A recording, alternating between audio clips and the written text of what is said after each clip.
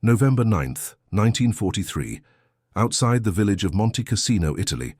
The rain fell in relentless sheets, turning the mountainside into treacherous mud as Private First Class Thomas Bennett huddled against a crumbling stone wall, his uniform soaked through to the skin.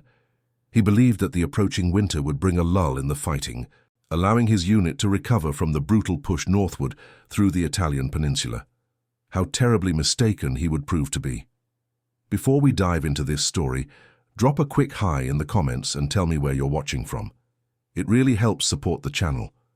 This is the account of how one act of unexpected mercy during the Italian campaign would forever alter the lives of two soldiers from opposite sides of the conflict, revealing how the thin line between enemy and ally can dissolve in the most extraordinary circumstances of human compassion. Bennett checked his watch, 4:30 in the morning. The darkness still enveloped the countryside, but soon the pale light of dawn would reveal their positions to the German forces entrenched on the slopes above. His company had spent 3 days attempting to advance up the mountain, but the combination of brutal terrain and determined resistance had stalled their progress. The Fifth Army's push toward Rome had encountered its most formidable obstacle here at Monte Cassino. "Another miserable day in paradise," whispered Sergeant Frank Doyle, sliding into position beside Bennett. At 32, Doyle was considered ancient by the standards of their rifle company. A former schoolteacher from Cleveland, Ohio, he had a remarkable ability to maintain morale even in the worst conditions. Bennett managed a weak smile. "Any word from Captain Reynolds?" "The captain says we hold position until artillery softens up the German line. Should be starting in about an hour." Doyle passed him a canteen. "How are you holding up, kid?" The question carried more weight than a casual inquiry about battle fatigue. It had been just 17 days since Bennett had received the telegram about his brother William. "Killed in action near Sicily," the message had said. No further details provided. "I'm managing," Bennett replied, taking a swig from the canteen. The water tasted of metal and iodine tablets. "Just trying to take it one day at a time, like you said." "That's all any of us can do," Doyle nodded, his weathered face showing a glimmer of paternal concern. "I meant what I said before.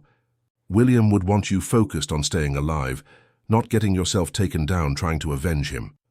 Bennett nodded silently. William had been more than a brother. 4 years older and infinitely wiser, he had been Bennett's guidepost since childhood. When their father died of tuberculosis in 1934, it was William who had stepped up to support the family, taking work at the steel mill in Pittsburgh, despite his dreams of becoming an engineer. And it was William who had enlisted immediately after Pearl Harbor, telling Thomas to stay home and care for their mother. But after William shipped out to North Africa with the 1st Infantry Division, Thomas had found it impossible to remain behind. He enlisted 6 months later, over his mother's tearful objections. By some administrative miracle or curse, he had eventually been assigned to the same theater as his brother, though in different divisions. They had exchanged letters regularly, planning to somehow arrange a meeting once the Italian mainland was secured. That reunion would never come. "First light in 20 minutes, Doyle murmured, interrupting Bennett's thoughts. "Check your gear. We'll be moving up as soon as the barrage lifts." Bennett methodically reviewed his equipment, the routine bringing a small measure of comfort. His M1 Garand rifle was wrapped in a waterproof cover to protect it from the mud. 6 clips of ammunition were secured in his belt pouches, along with 2 grenades. His medical kit was tucked into his left breast pocket, the small package of bandages and sulfur powder that every soldier carried for emergency first aid. His actual canteen was nearly empty. Corporal Jesse Whitman crawled over to their position, careful to keep his head below the wall. A former farm boy from Nebraska, Whitman had a perpetual sunburn across his cheeks and nose despite the Italian winter. "Radio says weather's clearing by midday. Should make it easier for air support." "About time something broke our way," Doyle replied. "Any word on replacement supplies?" "Quartermaster promises trucks tomorrow, but who knows? Half the roads are washed out between here and Naples." Whitman nodded toward Bennett. "Mail came through, though. Nothing for you this time, Bennett. Sorry." Bennett shrugged, trying to disguise his disappointment. He had written to his mother immediately after receiving news about William, but her reply, if she had sent one, had not reached him. The distant rumble of artillery broke the pre-dawn silence. The barrage had begun, several miles behind them. Within seconds, the whistling of shells overhead created a terrifying chorus as American 105mm howitzers unleashed their fury on the German positions. "Right on schedule," Doyle said with grim satisfaction. "They'll keep this up for 45 minutes, then we advance." The ground shook beneath them as the shells found their targets on the slopes above. Through gaps in the stone wall, Bennett could see flashes of light illuminating the mountainside, followed by plumes of earth and stone erupting into the air. The noise was overwhelming, a physical force that pressed against his eardrums until he felt they might rupture.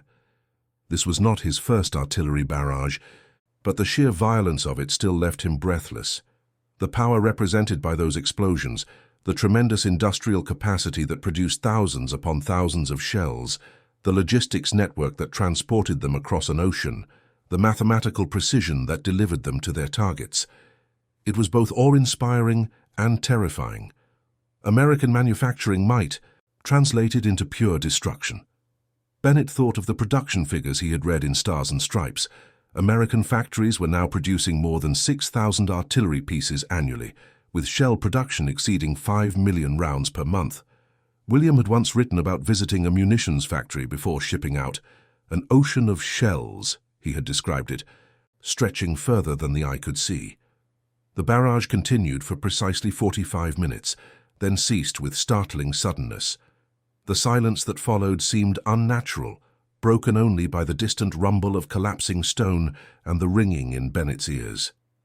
"That's our cue," Doyle said, checking his watch. "Second platoon moves up first. We follow in 3 minutes." He keyed his handheld radio and confirmed the orders with Captain Reynolds, then addressed the squad. "Stay spread out. 5 yards between men. Watch for mines and tripwires. German machine gun positions should be suppressed, but don't count on it." Bennett took a deep breath, willing his racing heart to slow. The momentary calm after an artillery barrage was always the worst part. The knowledge that soon they would expose themselves to whatever dangers remained on the battlefield. The transition from relative safety to mortal peril. "Move out," Doyle ordered, and the men of 3rd Squad rose from their positions and began advancing up the muddy slope. The ascent was grueling. The rain had transformed the mountain path into a treacherous quagmire that sucked at their boots and made every step a battle against gravity. Bennett's breath came in ragged gasps as he struggled upward, his rifle held at the ready. The grey light of dawn was just beginning to illuminate the scene, revealing a landscape transformed by violence. Shell craters pockmarked the hillside, and shattered trees pointed like broken fingers toward the leaden sky. The remnants of a stone farmhouse came into view, its walls partly collapsed from the barrage. A thin wisp of smoke rose from the rubble, suggesting a direct hit from one of the howitzer shells. Doyle signaled for the squad to approach with caution, spreading out to cover all angles. "Check for survivors," he ordered as they reached the structure, "but be careful. Could be an ambush." Bennett approached the eastern wall, where a wooden door hung precariously from a single hinge. The farmhouse appeared ancient, probably centuries old, with walls of rough-hewn stone nearly 2 feet thick. Such structures were common in this part of Italy, built to withstand the test of time, but not artillery. Whitman called out from the other side of the building, "Sergeant, you'd better come see this." Bennett followed Doyle around to the northern face of the structure, where a massive breach had been torn in the stone wall. Inside, amid the rubble and fallen timbers, lay the bodies of 3 German soldiers. Their field-grey uniforms were coated with white dust from the pulverized masonry, making them look like ghosts in the dim light. "Looks like they were using it as an observation post," Whitman said, pointing to a shattered pair of binoculars and a map case half buried in the debris. Doyle knelt beside one of the fallen men and checked for signs of life, then shook his head. They never had a chance, direct hit. He stood and surveyed the scene grimly. "Search them for documents. Anything that might be useful to intelligence, then we move on." Bennett approached the youngest-looking of the German soldiers. The man could not have been more than 19 or 20, with fair hair and a face that, despite being covered in dust, still retained a boyish quality. He wore the rank insignia of a Gefreiter, equivalent to a corporal in the American Army. Bennett carefully removed the soldiers' identification tags and the contents of his pockets: a small notebook, a crumpled photograph, and a letter, the paper stained with moisture. The photograph showed a young woman and an elderly couple, probably the soldier's sweetheart and parents. Bennett stared at it for a long moment, then placed it back in the soldier's pocket. The letter and notebook he handed to Doyle for intelligence purposes, but the photograph seemed too personal to take. "Let's keep moving," Doyle said after the search was complete. "We need to secure the ridge before noon." They continued their ascent, passing more evidence of the artillery's effectiveness. A German machine gun nest had been completely destroyed, its occupants buried beneath collapsed sandbags and earth. Abandoned equipment littered the slope: helmets, canteens, ammunition boxes, a broken field radio. By 9 o'clock, they had advanced nearly a mile up the mountain without encountering resistance. The rain had finally stopped, and thin patches of blue were appearing in the cloud-covered sky. Bennett found himself sweating despite the cool air, his uniform damp with exertion rather than precipitation. "Hold up," Doyle said suddenly, raising his fist in the universal signal to stop. The squad froze in place, weapons ready. Ahead, a narrow ravine cut across their path. On the far side, a tangle of fallen trees and brush could provide perfect cover for defenders. Doyle studied the terrain through his binoculars, then motioned for Bennett and Whitman to approach. "I don't like the look of that gully," he said quietly. "Perfect spot for an ambush. We'll need to flush them out if anyone's there." He turned to Bennett. "You and Whitman circle around to the right. See if you can get a flanking position. The rest of us will provide covering fire if needed. Take 20 minutes, then signal if the way is clear. If we haven't heard from you by then, we'll assume the worst and come in heavy." Bennett nodded, checking that his rifle was ready. "Yes, Sergeant." He and Whitman began making their way through the underbrush, moving as quietly as possible while maintaining their distance from the ravine's edge. The terrain was challenging, with loose stones that threatened to give way beneath their boots and thorny vegetation that caught at their uniforms. "Stay low," Whitman whispered unnecessarily. He had done this many times before, as had Bennett. The procedure for flanking a suspected enemy position had been drilled into them since basic training. They had covered about 200 yards when Bennett spotted movement ahead, a flash of field-grey uniform among the trees. He signaled to Whitman, who nodded, and pointed to a fallen log that could provide cover. They crept forward, using every available bit of concealment. From behind the log they had a clear view of the ravine's far side. 2 German soldiers were working frantically to set up a machine gun position, while a third, evidently an officer, consulted a map. They seemed unaware of the Americans' presence, focused entirely on preparing their defensive position. "MG-42, Whitman breathed, identifying the German machine gun. "Thank God we spotted them before they got it operational." The MG-42 was one of the most feared weapons on the European battlefield, capable of firing over 1,000 rounds per minute with devastating accuracy. If the German crew had completed their setup before the American squad arrived at the ravine, the result would have been a slaughter. Bennett and Whitman exchanged glances, silently confirming their next actions. Bennett would target the officer, while Whitman took the machine gun crew. On Whitman's nod, they would fire simultaneously. Bennett aligned his sights on the German officer, his finger resting lightly on the trigger. The man was perhaps 40 years old, with a weathered face and the confident bearing of a career soldier. His uniform bore the insignia of a Hauptmann, a captain. Whitman raised 3 fingers, then lowered them one by one. 3, 2, 1. The crack of their rifles shattered the morning stillness. Bennett's shot struck the officer in the chest, sending him sprawling backward onto the rocky ground. Whitman's first round caught one of the machine gunners in the shoulder, while his quick follow-up shot took down the second gunner. "Move!" Whitman hissed, and they quickly shifted position, anticipating return fire. But the ravine remained silent. After several tense minutes, they cautiously advanced toward the German position. The officer and one of the machine gunners lay motionless, while the third German soldier, the one Whitman had hit in the shoulder, was attempting to crawl toward a Luger pistol that had fallen several feet away. Whitman kicked the pistol out of reach and trained his rifle on the wounded German. "Don't move, you," he said in English, then struggled to remember the German phrase, "Nicht bewegen." The soldier froze, his face contorted with pain and fear. He was young, perhaps Bennett's age, with dark hair and eyes that darted frantically between his captors. Blood seeped through his field-grey uniform at the shoulder, staining the fabric a darker hue. "Check the others," Whitman instructed Bennett, keeping his rifle aimed at the wounded man. Bennett approached the fallen officer first, kneeling beside him to check for a pulse. Finding none, he proceeded to search the body for intelligence materials. The captain's pockets yielded an officer's notebook, an Iron Cross medal, and several folded papers that appeared to be orders or maps. The second machine gunner was also deceased, a young soldier with the rank of private. His pockets contained only personal items, a letter from home, a small metal crucifix, and a half-empty packet of German cigarettes. Bennett returned to where Whitman stood guard over their prisoner. "The others didn't make it," he reported. "What about him?" "Shoulder wound, not immediately life-threatening," Whitman assessed, "but he'll need medical attention before long." He addressed the German soldier in halting, heavily accented German. "Sprechen Sie English?" The soldier nodded weakly. "A little," he replied, his English accented but understandable. "Name and rank," Whitman demanded. "Obergefreiter Karl Müller," the soldier replied, 12th Infantry Division. He winced as a spasm of pain shot through his wounded shoulder. Bennett knelt beside the wounded man and examined the injury. The bullet had passed through the shoulder, missing the bone but causing significant soft tissue damage and blood loss. "He needs a medic," Bennett told Whitman. "Should I signal the squad to come forward?"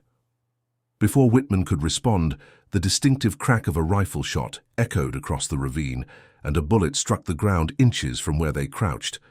Both Americans instantly flattened themselves against the earth. "Sniper!" Whitman hissed, scanning the opposite ridge. "Must be covering their machine gun team." Another shot rang out, this one passing close enough for Bennett to feel the displacement of air.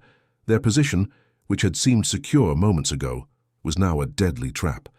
The German prisoner lay between them, unable to take cover due to his wound. "We need to move," Bennett urged. "We're exposed here." Whitman nodded grimly. "Ravine to our left might provide cover, but we'll have to drag him with us." He gestured toward their prisoner. "He'll slow us down and make us a bigger target." Bennett knew what Whitman was suggesting. Abandoning the wounded German soldier would improve their own chances of survival. It was a coldly logical calculation in the midst of combat, the kind of decision that soldiers were forced to make every day. But something made Bennett hesitate. Perhaps it was the memory of his brother William, who had once written to him about treating wounded German prisoners after a battle in North Africa. "When you see them up close," William had written, "they're just men like us. Same fears, same hopes of getting home someday." "I'll carry him," Bennett decided. "Cover me." Before Whitman could protest, Bennett hoisted the wounded German soldier onto his shoulders in a fireman's carry. The man groaned in pain but did not resist. Bennett could feel warm blood seeping through his uniform where the German's wound pressed against him. "Ready?" Bennett gasped, struggling to balance under the weight. Whitman shook his head in disbelief but raised his rifle. "On three, 1, 2, 3. Bennett lurched forward as Whitman fired several rounds toward the suspected sniper position. They raced for the ravine, Bennett stumbling under his burden, Whitman providing covering fire. The sniper's shots followed them, kicking up dirt at their heels, but none found their mark. They half slid, half fell into the ravine, landing in a tangle of limbs at the bottom. The German prisoner cried out as the impact jostled his wound, but quickly bit back the sound. For a moment, all three men lay gasping for breath, expecting a renewed attack at any moment. But the sniper seemed unwilling to change position to get a clear shot into the ravine. After several minutes without further fire, Whitman cautiously raised his head to scan their surroundings. "I think we're clear for now," he said, his voice tight with tension. "But we need to move before he repositions." He eyed the German soldier with a mixture of suspicion and reluctance. "Are you sure about this, Bennett? He's slowing us down." Bennett was already examining the prisoner's wound, using his canteen water to clean away some of the blood. "We take prisoners, Whitman. That's what separates us from them." The words sounded hollow, even as he spoke them. He had seen enough of war to know that such distinctions often blurred in the heat of combat. "Fine," Whitman conceded, "but I'll signal the squad. We need support to get back safely." He removed a signal mirror from his pocket and angled it to catch the morning sunlight, flashing a series of coded pulses toward their squad's last known position. While Whitman attempted to make contact, Bennett applied a field dressing to Muller's shoulder, using sulfur powder from his medical kit to help prevent infection. The German soldier watched him with wary eyes. "Why?" Muller asked simply, gesturing to the bandage. Bennett paused, considering the question. Why indeed was he risking his life for an enemy soldier? Was it duty, compassion, or something more complex? A need to assert his own humanity in the midst of war's dehumanizing influence? "Because you're wounded," he finally replied, "and because that's what my brother would have done." Müller studied his face for a long moment, then nodded slightly as if accepting this explanation. "Danke," he said quietly. "Thank you." Whitman returned, his expression grim. No response to the signal. Either they can't see us or... He left the alternative unspoken, that their squad had encountered trouble of their own. "So we're on our own," Bennett concluded. "We need to work our way back to our lines." He glanced at their prisoner. "Can you walk?" Muller struggled to his feet, swaying slightly from blood loss and pain. "I can walk," he said with determination. "Good, because if you slow us down too much, we might have to reconsider our arrangements." Whitman's tone made it clear this was not an idle threat. They began making their way along the bottom of the ravine, which thankfully led roughly in the direction of the American positions. The going was difficult, with loose rocks and occasional fallen trees blocking their path. Muller stumbled frequently, but pressed on without complaint. After they had covered perhaps half a mile, Bennett called a halt to rest and check Müller's bandage. The bleeding had slowed but not stopped entirely, and the German soldier's face was pale from shock and exertion. "We need to find a better route," Whitman said, studying the steep walls of the ravine. "This gully will eventually turn away from our lines. We should climb out while we still have our bearings." Bennett agreed, though the prospect of scaling the ravine wall with a wounded prisoner seemed daunting. They selected a spot where the slope appeared less steep, with enough vegetation to provide handholds. "You first," Whitman told Muller. "Then Bennett. I'll cover our rear." The ascent was painfully slow. Muller struggled with only one functional arm, requiring Bennett to practically push him upward at several points. By the time they reached the top, all three men were gasping for breath, their uniforms soaked with sweat despite the cool air. From their elevated position, they could see the American lines in the distance, perhaps 2 miles away across undulating terrain. Between them lay patches of woodland, scattered farmhouses, and several open fields that would leave them dangerously exposed.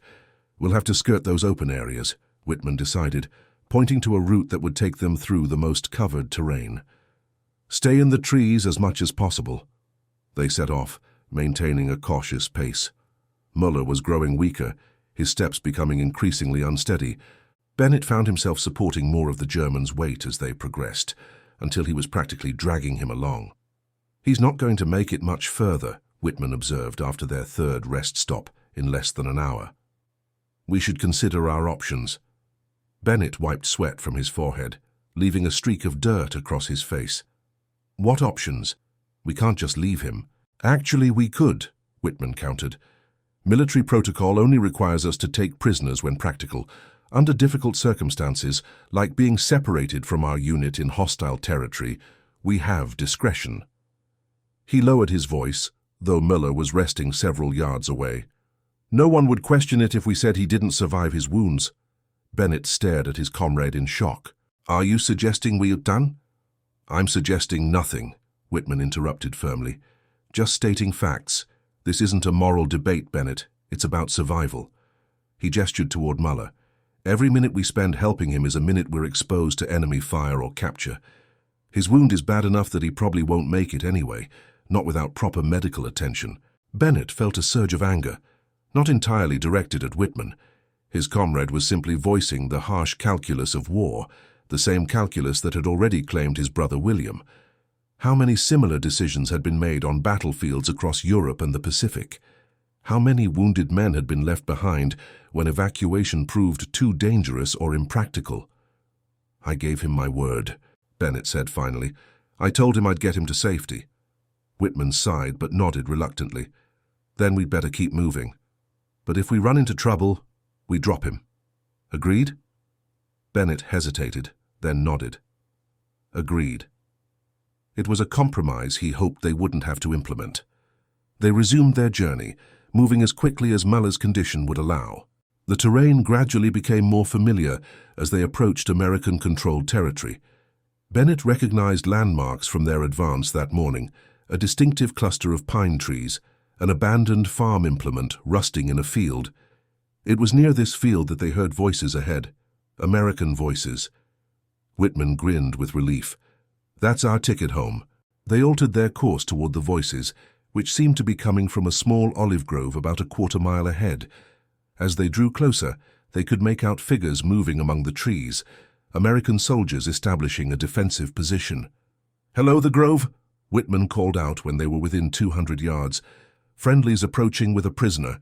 "Advance and be recognized," came the reply, the standard challenge. They moved forward slowly, Bennett and Whitman on either side of Muller, supporting him between them. As they entered the grove, they found themselves surrounded by a squad from Charlie Company, not their own unit, but part of the same regiment. "Where the hell did you boys come from?" asked a burly sergeant, eyeing them with surprise. His gaze lingered on the wounded German soldier. "And what's the story with him?" Whitman quickly explained their situation, the flanking maneuver, the engagement with the German machine gun team, and their long journey back to friendly lines. "You carried a wounded Kraut all the way back?"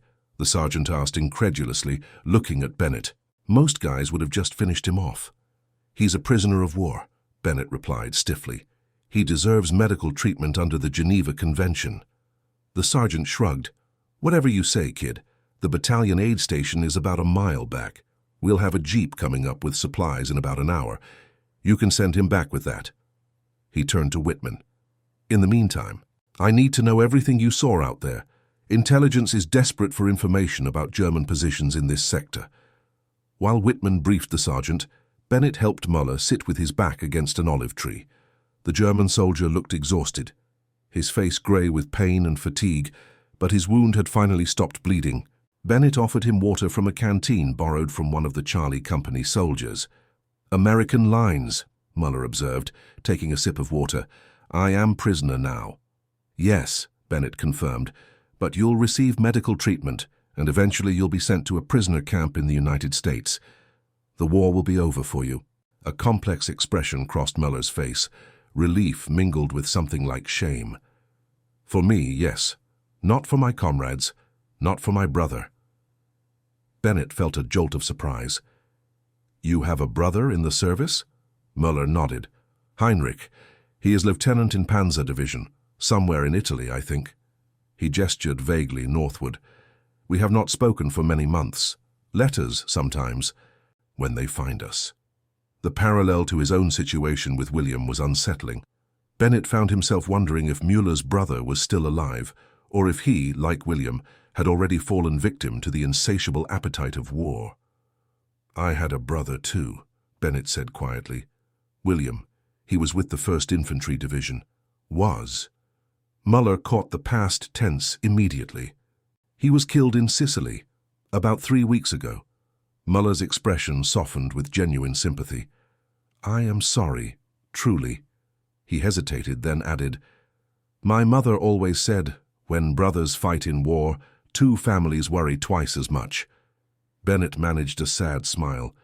"My mother said something similar." They lapsed into silence, the strange intimacy of their conversation making both men uncomfortable.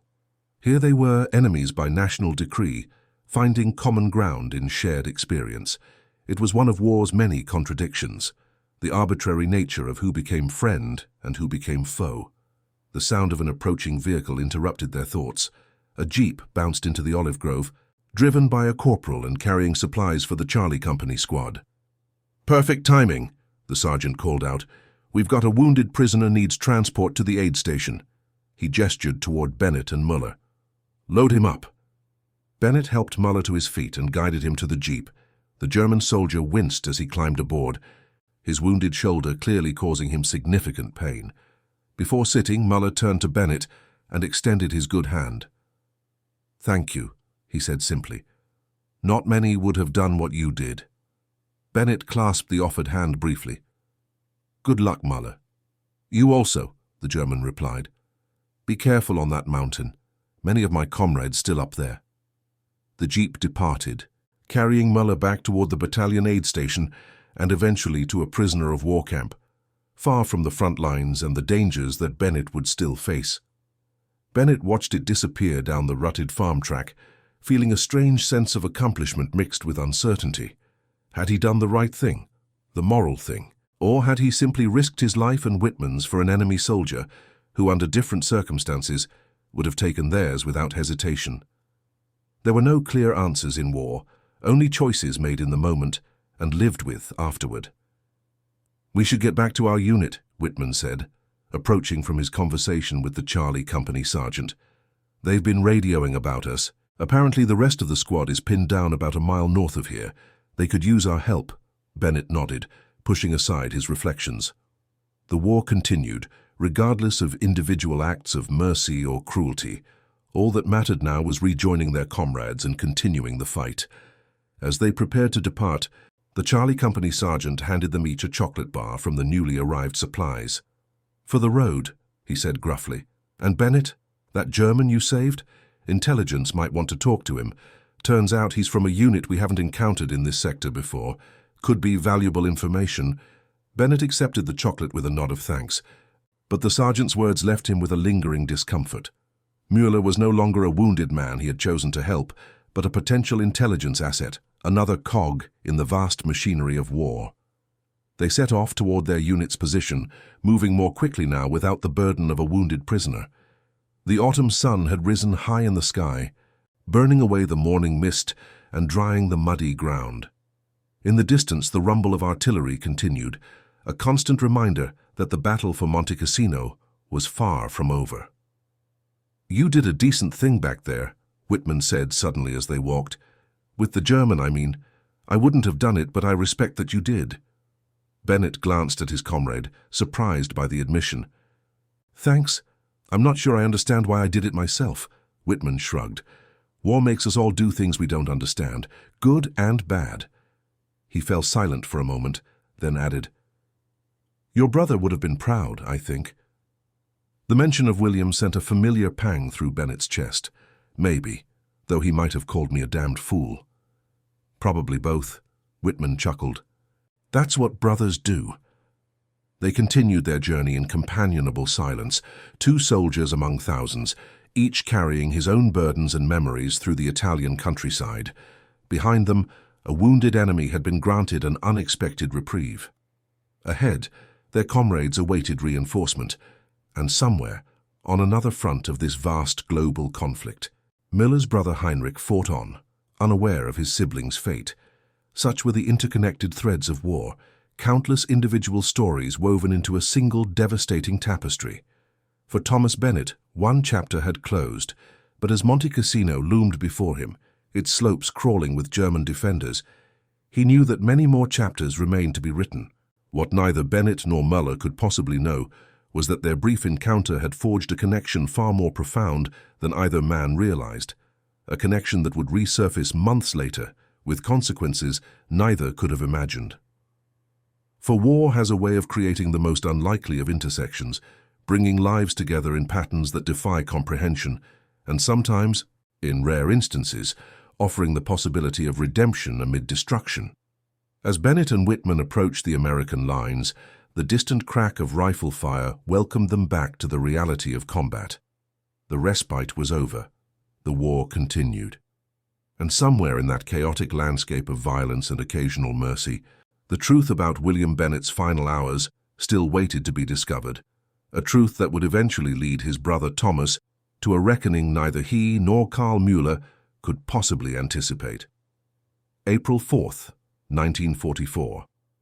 Field Hospital No. 7, 15 miles south of Anzio, Italy.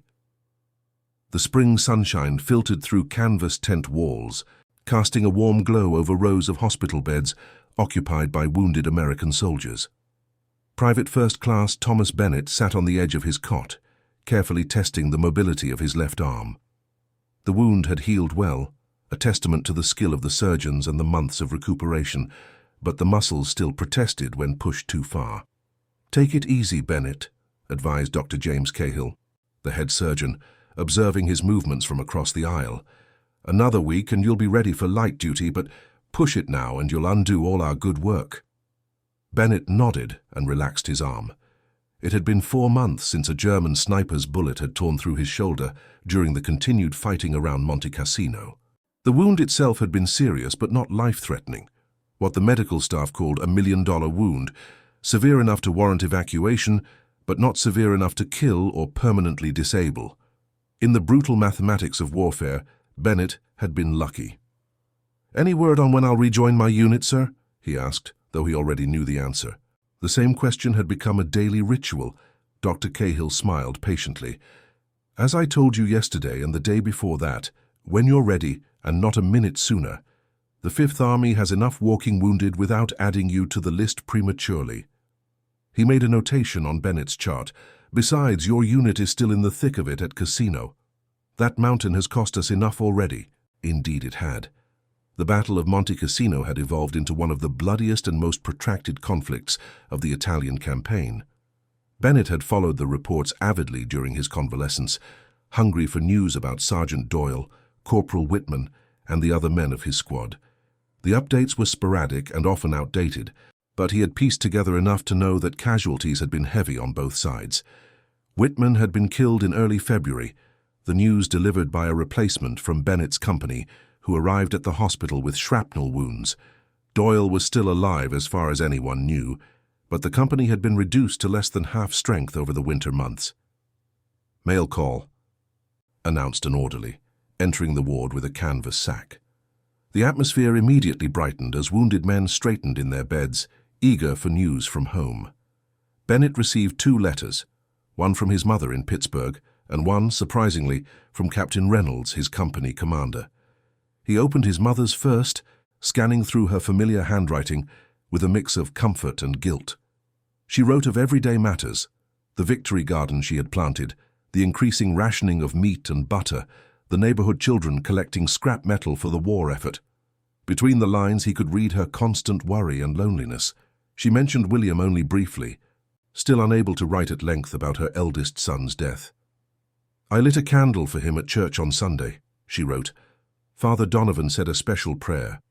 The gold star hangs in our window now, though I cannot look at it without tears."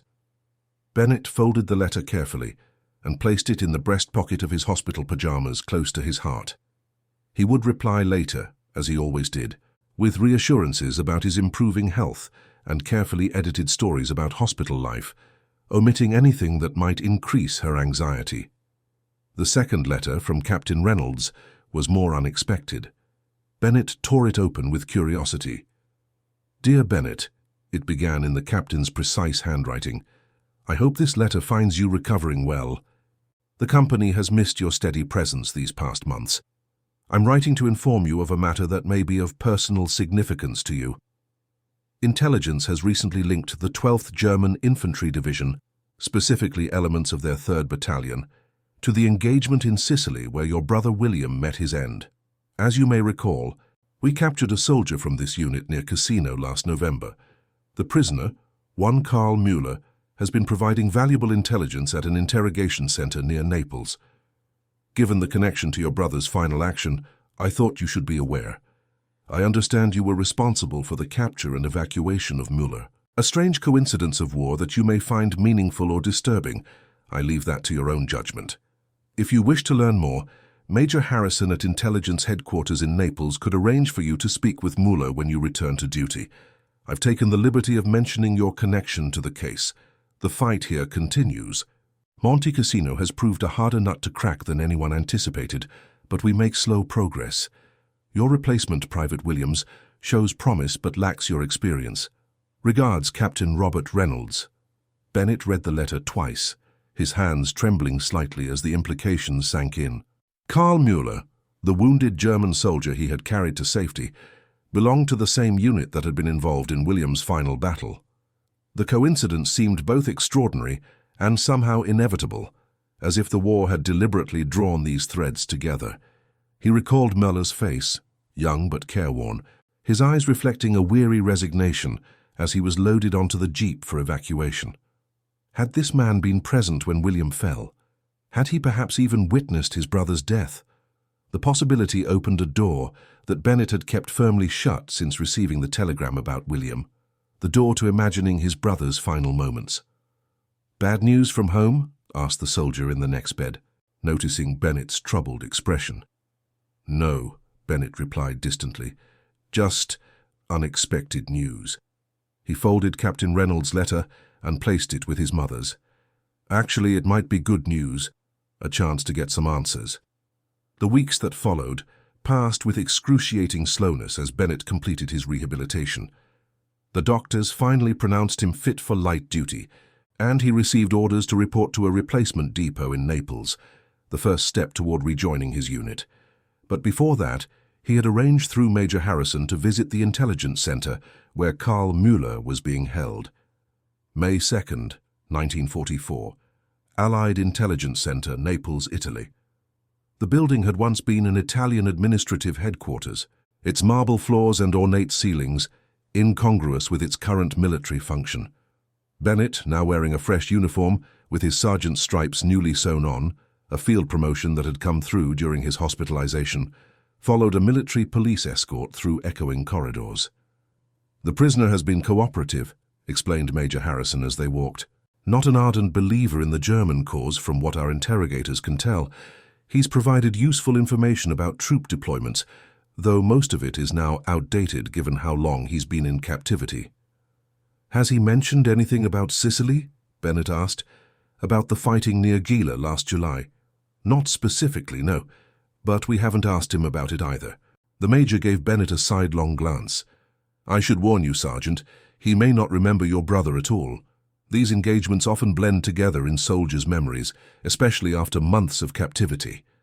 Bennett nodded, tempering his expectations. He knew the Major was right.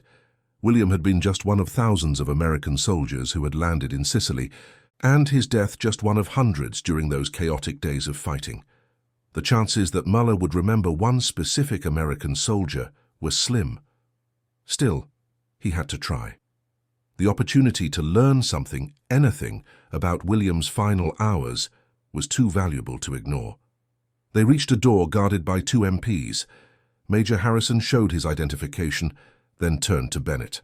"You can have 15 minutes with the prisoner. He speaks adequate English, so no translator will be necessary. I'll remain outside with the guards."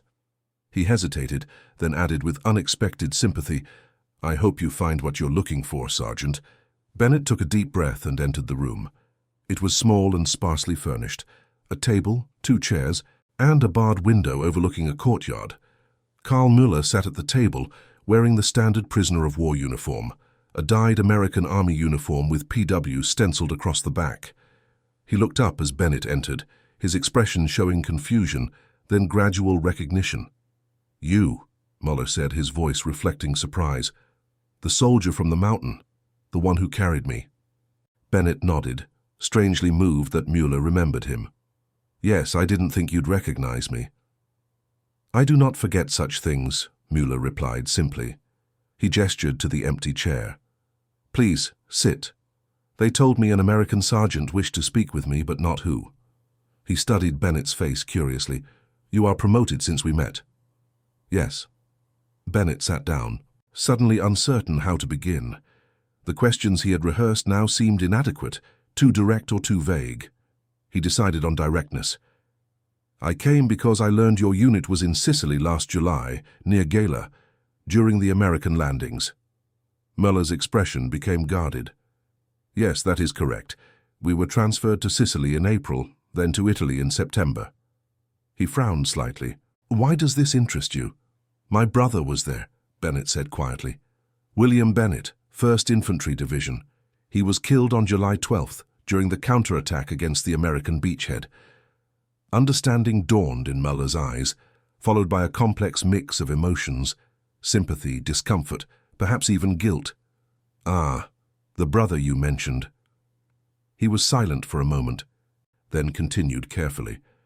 "There was much confusion during those days, many men lost on both sides. I know. I don't expect you to remember one specific soldier.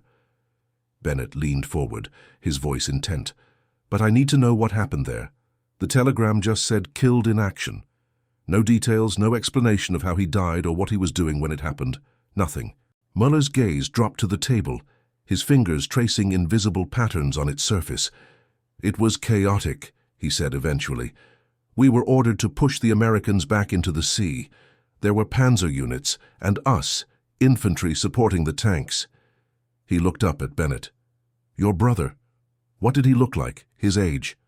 Bennett reached into his pocket and withdrew a photograph. William in his uniform, taken just before he shipped out to North Africa. He handed it across the table. Mueller studied the image with careful attention. William's face smiled back from the photograph, a broader version of Thomas Bennett's features, with the same determined jaw and direct gaze, but with laugh lines around the eyes that Thomas lacked. I cannot say for certain, Mueller began, then stopped, his expression changing as he looked more closely at the photograph. Wait, there was an American officer during the second day of fighting, near a stone farmhouse north of the beach. Bennett felt his pulse quicken. William wasn't an officer. He was a staff sergeant. But he was leading men, Mueller insisted, giving orders. There was a machine gun position in the farmhouse, American soldiers defending it. He tapped the photograph. I remember this face now, I think. He was brave, your brother. The words sent a chill through Bennett. You saw him? You actually saw William? Mueller nodded slowly, his expression somber. I believe so, yes. He organized a defense when the tanks approached. His men were outnumbered, but they held their position longer than they should have been able to. There was professional respect in his voice. They protected the retreat of other American units. Bennett absorbed this information with a mixture of pride and renewed grief. It sounded like William, taking charge, protecting others, doing his duty until the end. But he needed to know more. How did it happen? How did he die? Mueller's discomfort was visible now. He shifted in his chair, his eyes darting away from Bennett's intense gaze. It was war, Sergeant Bennett. Men died on both sides. The specifics... I need to know, Bennett interrupted, his voice firm. Please. He was my brother. Mueller sighed deeply, then met Bennett's eyes with reluctant directness. The farmhouse was eventually surrounded.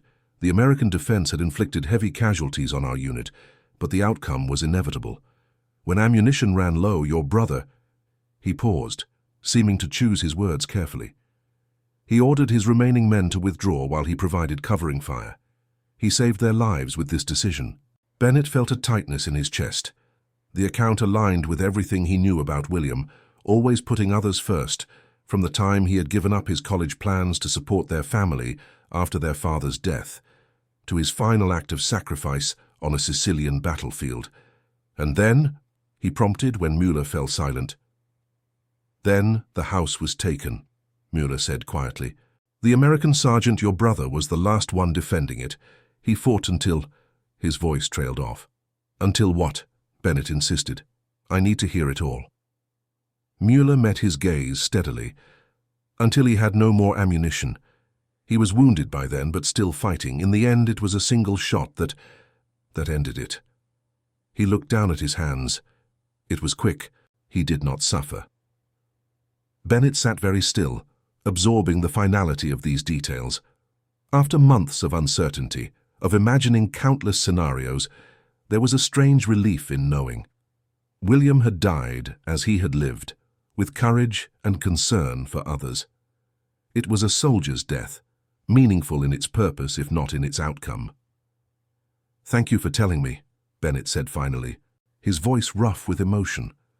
I needed to know. Mueller nodded, his expression sympathetic but still guarded. Something in his manner, a tension in his shoulders, a reluctance in his eyes, suggested there was more he wasn't saying.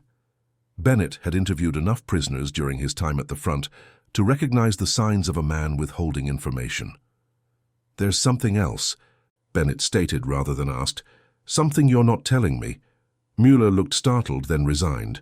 He ran a hand through his close-cropped hair, a nervous gesture that reinforced Bennett's suspicion. "Your brother," Müller began hesitantly. "Before he died, he spoke to someone, one of the German soldiers who entered the farmhouse first. He gave him something, a letter, I think, and said something, words I could not hear from my position." This unexpected detail caught Bennett by surprise. "A letter? To whom?" "I do not know, but it would have been to family, I think. Soldiers often carry such letters, to be sent if they do not return." Müller's eyes held a kind of apology. "The German soldier took it. Whether he sent it or not, I cannot say. A letter that William had entrusted to an enemy soldier in his final moments, the possibility was both incredible and somehow fitting. William had always believed in basic human decency, even in the midst of war. Bennett had dozens of his letters expressing this conviction, even after witnessing the horrors of North Africa and Sicily. "Do you know who this soldier was?" Bennett asked. "The one who took the letter." Müller's expression became impossibly complex, fear, guilt, and resignation passing across his features in quick succession. He opened his mouth to speak, closed it again, then finally answered with evident difficulty. "It was me." The words hung in the air between them, their impact as devastating as a physical blow. Bennett stared at Müller, unable to fully comprehend what he had just heard. "You," he whispered. "You were there? You were the one who—" "Yes," Müller admitted, his voice barely audible. "I was leading the assault team that took the farmhouse. I was a lieutenant then, before being reassigned and demoted for questioning orders." He met Bennett's gaze directly, though it clearly cost him effort. "I was the one who found your brother at the end." Bennett felt as if the air had been sucked from the room. The German soldier he had rescued, the man whose life he had saved at risk to his own, had been present at William's death, had perhaps even been the one who fired the final shot. The coincidence seemed too cruel, too perfectly designed to torment him. "Did you kill him?" Bennett asked, his voice hollow. It was the only question that mattered now. Müller closed his eyes briefly, then reopened them. "Yes," he said simply. "It was my duty as a soldier, as his was to defend his position, but I did not take pride in it, and I took his letter, as he asked." "He asked you to take a letter?" Bennett's mind struggled with the incongruity of this detail. Müller nodded. "His wounds were severe by then. He knew he would not survive. When I entered the room where he had made his final stand, he was already dying. He looked at me, not with hatred, but with a kind of recognition, as one soldier to another." Müller's voice grew distant, as if he were seeing the scene again. He had a letter in his hand. He held it out to me and said, "My mother. Please." Nothing more. Bennett felt tears gathering and blinked them back. It was so like William, thinking of others even in his final moments, trusting in the humanity of the very enemy who had brought about his end. "What did you do with the letter?" Bennett asked, his voice tight with suppressed emotion. "I took it," Müller replied. "I put it in my pocket. I intended to find a way to send it, although I did not know how this would be possible." He hesitated, then reached inside his prisoner's shirt and withdrew a folded, creased envelope. "I have carried it since that day, waiting for a way to fulfill my promise." Bennett stared at the envelope in Müller's hand. It was worn and stained, but the address was still legible in William's neat handwriting. Mrs. Eleanor Bennett, followed by their home address in Pittsburgh. The sight of his brother's handwriting, the familiar way he formed his letters, the precise spacing of the words, brought William's presence into the room with an almost physical force. Müller held out the envelope. "Now I can keep my word." With trembling fingers, Bennett took the letter. The paper felt charged with significance, a final message from his brother, preserved against all odds and delivered through the most unlikely of messengers. He wanted to tear it open immediately, to devour William's last words. But something held him back. This wasn't just his letter. It was addressed to their mother, perhaps intended for her eyes alone. "Thank you," Bennett said, his voice thick, "for keeping it, for keeping your word to him." Müller nodded, his own eyes suspiciously bright. It was the least I could do, the only honorable action available to me in that moment. The revelation should have filled Bennett with rage, sitting across from the very man who had ended his brother's life. And yet, strangely, what he felt was not hatred, but a profound sense of connection. This German soldier had been the last person to see William alive, had heard his final words, had honored his dying request. In some inexplicable way, Möller now formed a living link to William, a witness to his final act of courage. "When I found you wounded on that hillside," Bennett said slowly, "when I carried you to safety, I had no idea. If I had known who you were, what you had done, would you have left me there?" Möller asked quietly. "Or worse?" Bennett considered the question honestly. "I don't know," he admitted. "I want to think I would have done the same thing, that I would have helped you regardless, but knowing what I know now," he shook his head, "I just don't know." "For what it is worth," Möller said, "when you found me, I did not recognize you as his brother. The resemblance is there, but in the circumstances—" He shrugged slightly. "It was only when you mentioned your brother that I began to wonder, and even then I could not be certain until you showed me his photograph." Bennett nodded, accepting this. The world was full of brown-haired American soldiers with similar builds and features. The recognition would not have been automatic, especially for a wounded man in pain and shock. "What will happen to you now?"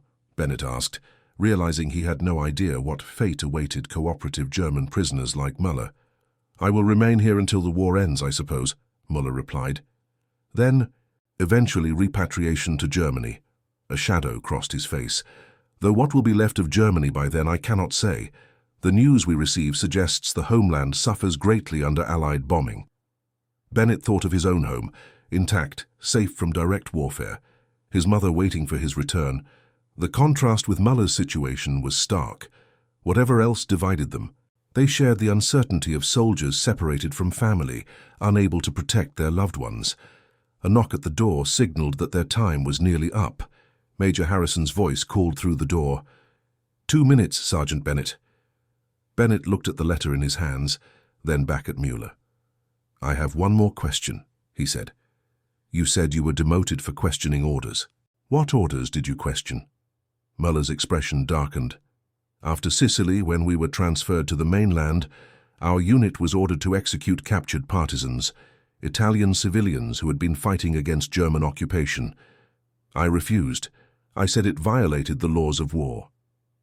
His mouth twisted bitterly. "I was lucky. Some officers who objected more strongly simply disappeared. I was merely stripped of rank and reassigned." This information added yet another layer to Bennett's conflicted feelings about the man sitting across from him. A German soldier who had killed his brother, yet had also risked his own safety to uphold principles of humanity in warfare. An enemy who had preserved William's final message when he could easily have destroyed it. "I should go," Bennett said, rising from his chair. He carefully placed the letter in his breast pocket. "Thank you for your honesty. And for this." He touched the pocket containing the letter. Möller stood as well, their eyes meeting across the table. "Sergeant Bennett," he said formally, "I cannot undo what happened in Sicily. If I could exchange my life for your brother's, I would do so. But all I can offer is the truth, and my sincere regret that we met as enemies rather than as friends." Bennett extended his hand across the table, a gesture that surprised him as much as it seemed to surprise Möller. "We were all just soldiers, following orders," he said quietly, "doing what we believed was our duty." Möller clasped his hand firmly. "Perhaps someday, when this war is over, men will find a better way to resolve their differences." "Perhaps," Bennett agreed, though without much conviction. The history of humanity suggested otherwise. The door opened, and Major Harrison entered. "Time's up, Sergeant." Bennett nodded and released Möller's hand. As he turned to leave, Möller spoke one final time. "Sergeant Bennett, your brother died with courage and dignity. Remember him that way." Bennett paused in the doorway, not turning back. "I will," he promised, and then he was gone, walking back through the marble corridors of the intelligence center with William's final letter pressed against his heart. 3 days later, Bennett sat on a bench in a small public garden near the replacement depot. William's letter unfolded in his hands. He had delayed opening it, partly out of respect for the fact that it was addressed to their mother, but mostly out of fear of the emotions it would unleash, fear that it might somehow change his memory of William. But he could delay no longer.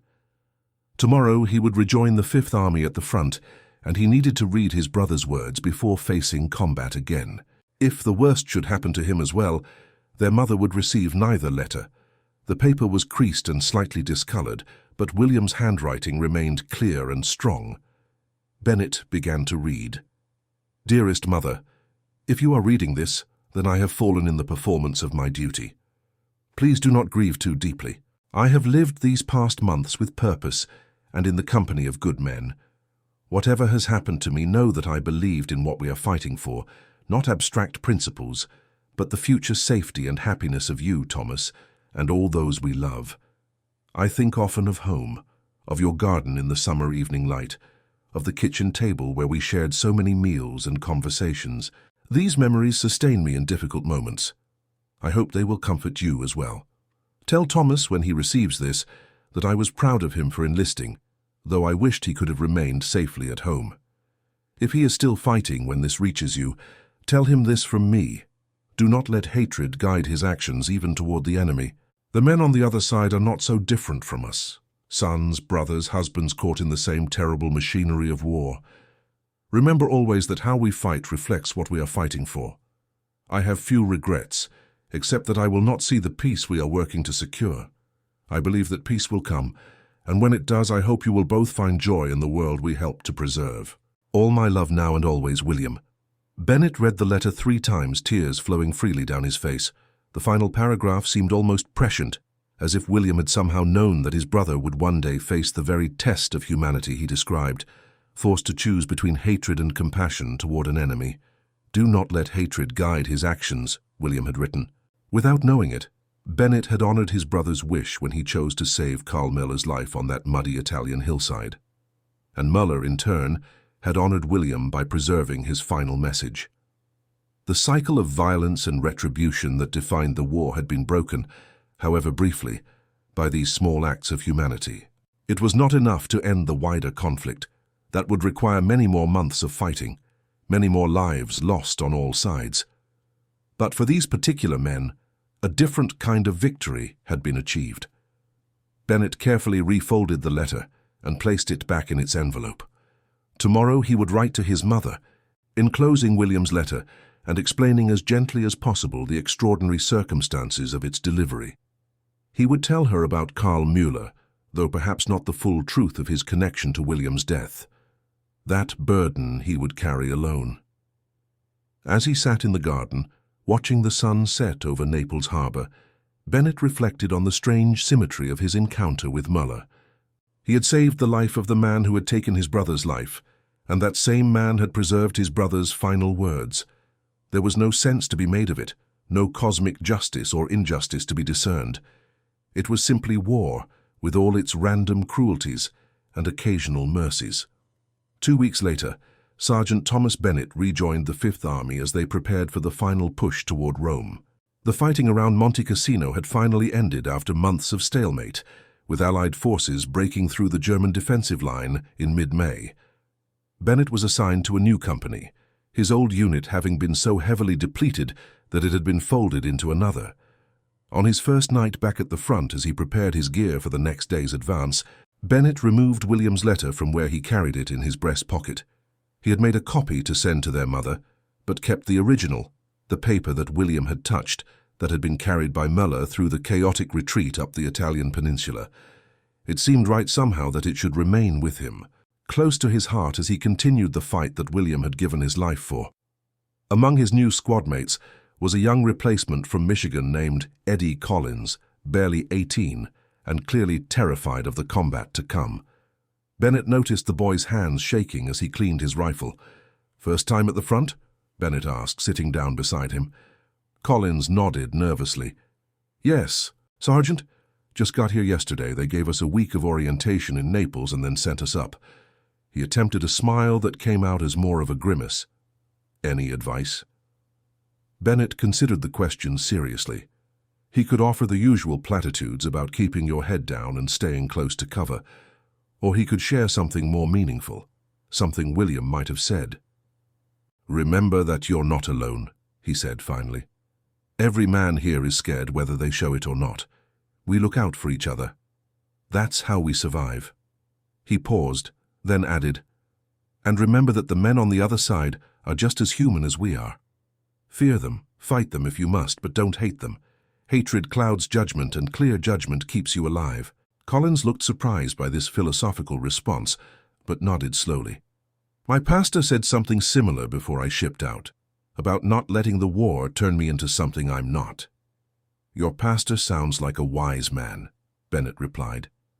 He hesitated, then reached into his pocket and withdrew a small object, a battered metal compass that William had carried throughout North Africa and Sicily.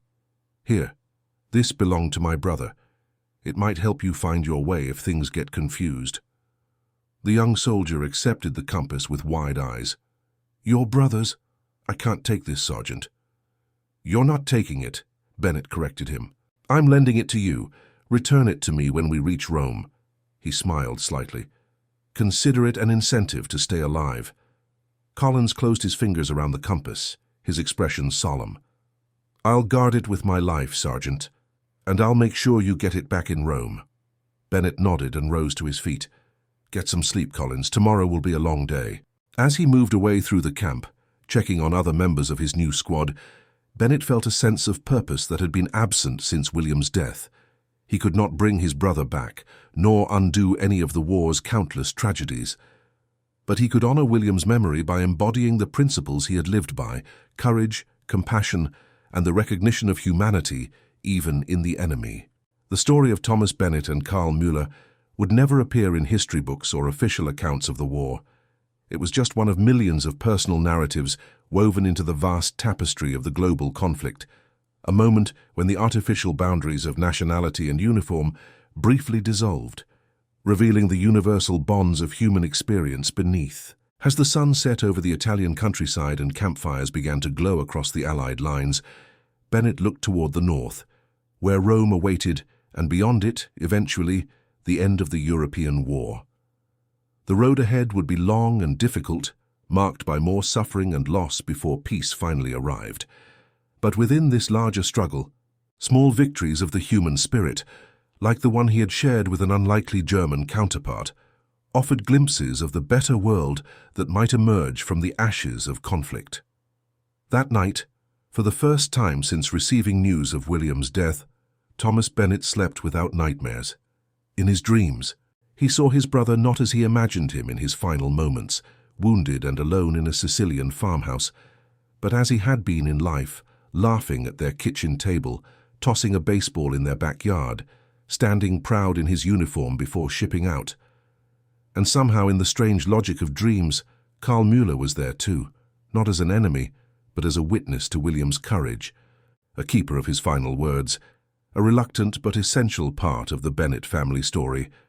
War had connected these men in ways they could never have imagined, through violence and mercy, through a letter preserved against all odds, through the mysterious workings of fate that had placed Müller in Bennett's path not once but twice. Their entwined stories represented both the terrible cost of global conflict and the enduring potential for human connection, even across its most formidable barriers. In the years that followed the war, as the world struggled to rebuild from the ashes of conflict, such connections would prove essential to healing the deep wounds left by 6 years of unprecedented violence. Former enemies would become allies, divided nations would forge new relationships, and individual soldiers like Bennett and Müller would carry their experiences into the post-war world, forever changed by what they had endured and witnessed. For Thomas Bennett, the unexpected discovery of William's final letter, delivered through the hands of the very man responsible for his death, provided a measure of closure that few families of fallen soldiers ever received. The letter's journey from a Sicilian farmhouse to an intelligence center in Naples, preserved by the unlikely courier who had once been an enemy, embodied the strange intersections of fate that characterized the war experience for millions. And for Karl Müller, the opportunity to fulfill his promise to a dying American soldier offered a small redemption amid the moral compromises forced upon him by his role in the German war machine. In preserving and delivering William Bennett's letter, he had maintained a fragment of his own humanity in the face of a conflict that systematically worked to destroy it. Neither man could have anticipated this connection when they first encountered each other. Bennett discovering a wounded enemy soldier on an Italian hillside, Muller finding himself at the mercy of an American who would choose compassion over vengeance. Yet their brief interactions, spanning just a few hours across two separate occasions, contained the essential truths of the war in microcosm, its random cruelty, its moments of unexpected grace, and the universal humanity that persisted beneath the uniforms and ideologies that divided the world. As the Allied armies continued their advance through Italy in the summer of 1944, Thomas Bennett carried these truths with him, along with his brother's letter and the compassionate wisdom it contained. William's words, "Do not let hatred guide his actions, even toward the enemy," had proved prophetic, guiding Bennett to an act of mercy that would return to him in the form of his brother's final message. In this circle of compassion, breaking the cycle of violence even briefly, lay the seeds of the peace that William had foreseen but would not live to witness. It was a peace built not merely on military victory, but on countless small acts of humanity that preserved the essential connections between people even as the world tore itself apart. For Bennett, the war would continue for many more months, carrying him through Rome and into France following the Normandy landings. He would witness more suffering, more loss, more examples of both human cruelty and courage. But he would never forget the lesson he had learned through his unexpected connection with Karl Müller, that even in the midst of history's most destructive conflict, the bonds of human compassion could transcend the artificial divisions of war. And that perhaps was William's true final legacy, not just to his brother, but to all those who would hear their story in the years to come. A reminder that humanity persists even in our darkest hours, and that small acts of compassion can resonate across the artificial boundaries that divide us, touching lives in ways we can never fully anticipate. As for the compass that Bennett lent to young Private Collins, it did indeed make its way back to him when the Fifth Army entered Rome on June 4, 1944. Collins, having survived his baptism of fire during the advance, returned it with pride, and Bennett, in turn, sent it home to his mother, along with a copy of William's letter and a careful explanation of its extraordinary journey. Eleanor Bennett would keep these treasures, the compass, the letter, and the story of its delivery, for the rest of her life, drawing comfort from the knowledge that even in death, her eldest son had inspired acts of humanity that transcended the boundaries of the conflict that claimed him. And in a prisoner of war camp in Texas, where he would spend the remainder of the war, Karl Müller would sometimes think of the Bennett brothers, one whose life he had taken in combat, and one who had saved his life despite the invisible connection between them.